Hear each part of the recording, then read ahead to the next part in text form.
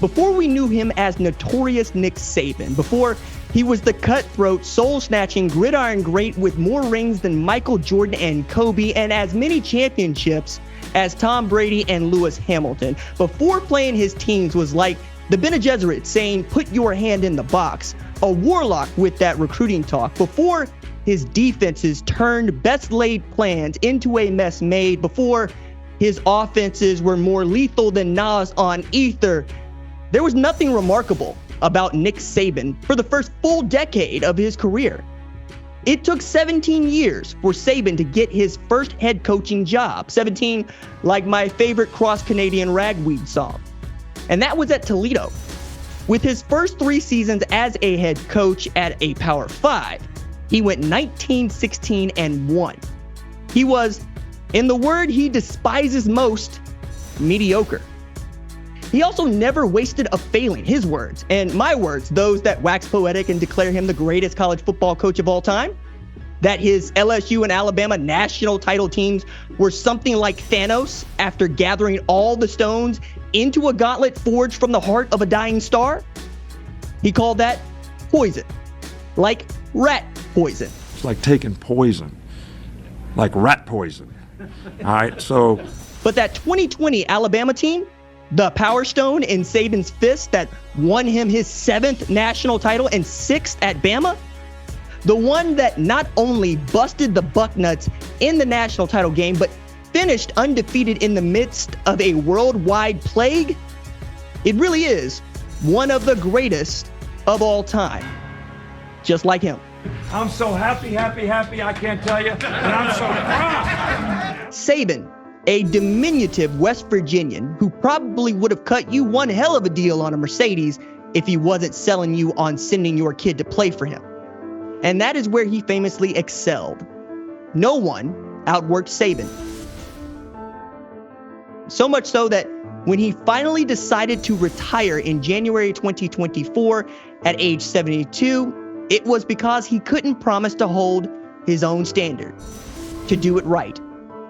As his daddy Big Nick said to him, if you don't have time to do it right, where do you find time to do it over? Because it's going to be done right. In Saban's book, How Good Do You Want to Be?, Saban wrote that his father took him to the inner earth, where coal was mined after he got a D in 8th grade music. When we reached the bottom, he turned to me, his face glowing red in the deep black. Is this what you want? You want to work down here the rest of your life? Saban got the what for and the how now and the foot to behind, because there's nothing like digging out coal to light a fire under your backside. Pun intended. The man born on Halloween in Fairmont, Virginia would terrify and haunt foes. But he'd be a journeyman coach before he'd be dominance personified. 2 years as a GA at Kent State, 2 more coaching linebackers, then Syracuse, West Virginia, Ohio State, Michigan State, the NFL. Damn near 2 decades of working for other people, but he wasn't idly taking those jobs. He took what he could use, and he left the rest. And one thing he knew, he could use a strength coach who carried himself like an Old Testament prophet. John Talty wrote in his book, The Leadership Secrets of Nick Saban, that the first strength coach he ever hired, Ken Manning, told the 1989 Toledo Rockets he'd pissed in all 4 corners of the building. In case anybody didn't understand, that talk is cheap, but these hands is free. Saban told that team their winter training would be the hardest thing they ever had to do. And he was proud of that. Chicago Bears coach Matt Eberflus played linebacker on that team. He said, the one thing that you recognized right away was you were going to move at his pace. And his pace was a championship pace. That team started the year 6-0 and won a share of the conference title. Championship pace. Here's what Nick Saban believed. Your toughness is a direct reflection of your conditioning. High achievers hate mediocre people, and mediocre people hate high achievers. The pain of discipline hurts less than the pain of disappointment. And when his team chose to test that loss nearly broke him.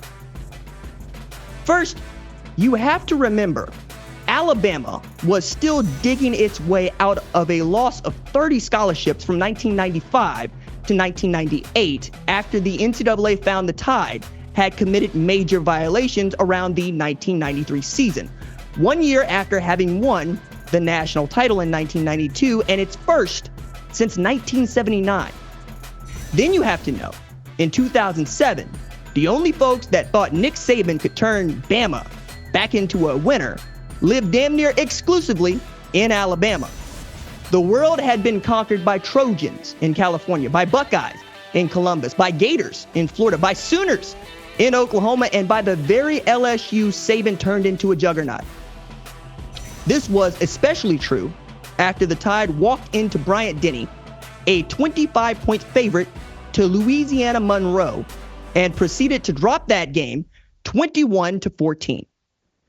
SEC teams don't lose to Sun Belt teams, or at least they shouldn't, because when they do, I'm bound to do a Money in the Bag segment, and places like ULM are liable to hang the billboard, if not the banner. The billboard, Tide rolled, ULM 21, Alabama 14 is out there. Find it.